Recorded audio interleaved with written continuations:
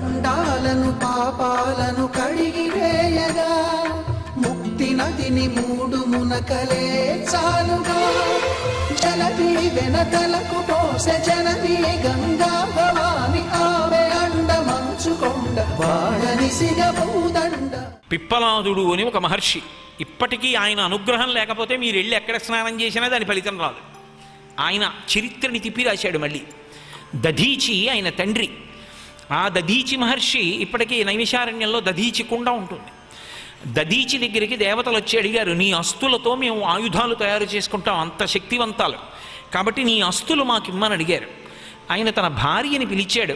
మన శరీరాన్ని ధర్మరక్షణ కొరకు దేవతలు ఆయుధాలుగా వాడుకుంటానన్నప్పుడు ఇవ్వడం కన్నా పుణ్యం ఎక్కడుంటుంది?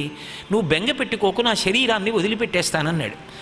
ఆవిడ పాపం భర్త వెళ్ళిపోతానంటే ఏ భార్య ఒప్పుకుంటుంది? ఎంతో బ్రతిమాలింది. ఎప్పుడో అప్పుడు పడిపోతుంది శరీరం. ఇప్పుడు వదిలిపెడితే ఈ అస్తులతో వాళ్ళు ఆయుధాలు చేసుకుని రాక్షసుల్ని గెలుస్తారు, వదిలిపెడతానని అడిగాడు. సరే వదిలిపెట్టమంది. భార్య అనుమతి తీసుకుని లోపల కూర్చుని తపస్సమాధిలో శరీరం వదిలిపెట్టాడు. వదిలిపెడితే దేవతలు ఆయన అస్తులు తీసుకుని ఆయుధాలు తయారు చేసుకున్నారు ఆయన ఎముకలతో. ఆవిడికి చాలా బాధ కలిగింది. బాధ కలిగి ఆమె ఎదురుగుండా ఉన్నటువంటి ఒక పిప్పల వృక్షం దగ్గరికి వెళ్ళింది. ఈ దేశం యొక్క గొప్పతనం అక్కడుంది. చెట్లు కూడా అంత గొప్పవి ఇక్కడ. ఆ పిప్పల వృక్షం దగ్గరికి వెళ్ళి ఆవిడ సహగమనం చేసింది. పొట్ట గట్టిగా కొట్టుకుని కడుపు చీల్చుకుంది ఆ లోపలికి వెళ్ళిపోయేటప్పుడు. ఎందుకని? కడుపులో కొడుకున్నాడు. లోపల కొడుకున్నాడమ్మా, సహగమనం చేయకు అంటోంది పిప్పల వృక్షం. అయినా సరే ఆవిడ సహగమనం చేసింది. పిల్లవాడు స్ఖలనమై జారి పడిపోయాడు. ఆ చెట్టుకు అప్పచెప్పింది ఆవిడ. ఆ చెట్టు పిల్లవాడిని రక్షించడం కోసమని పాలిచ్చి అమృతం ఇచ్చి పోషించింది. పిప్పల వృక్షం చేత పెంచబడ్డవాడు కాబట్టి ఆ పిల్లవాడికి పిప్పలాదుడు అని పేరు వచ్చింది. ఆ పిప్పలాదుడు పరమశివుడి గురించి తపస్సు చేశాడు చంద్రుడి సలహా మేరకి. శివుడు ప్రత్యక్షం అయ్యాడు. ఏం కావాలన్నాడు. దేవతలందరూ మా తండ్రిని నిష్కారణంగా శరీరం విడిచిపెట్టేటట్టు చేసి తమ ఆయుధాల కోసమని అస్తుల కోసమని తండ్రి ప్రాణం పోయేటట్టు చేశారు. అందుకని నువ్వు ఒక కృత్యని అనుగ్రహించు, ఆ కృత్యని అభిమంత్రించి విడిచిపెడతానది, దేవతలందరినీ చంపాలన్నాడు. తపస్సు చేశాడు, అనుగ్రహించాడు కృత్యని పరమాత్మ. ఆ కృత్య వచ్చి నాకేమిటి, నేనేం చెయ్యాలి ఆదేశించమంది. దేవతలందరినీ సంహరించమన్నాడు. కృత్య బయలుదేరింది. దేవతలందరూ వచ్చి పిప్పలాదుడి కాళ్ళ మీద పడ్డారు. అయ్యో, మేము చేసింది ధర్మరక్షణార్థం, మీ తండ్రి ఒప్పుకునే ఇచ్చాడు శరీరాన్ని, మమ్మల్ని చంపేస్తే మీ తండ్రి చేసిన పనేమవుతుంది? మళ్ళీ పరమశివుణ్ణి ప్రార్థించారు దేవతలు. శివుడు పరిగెత్తుకొచ్చాడు.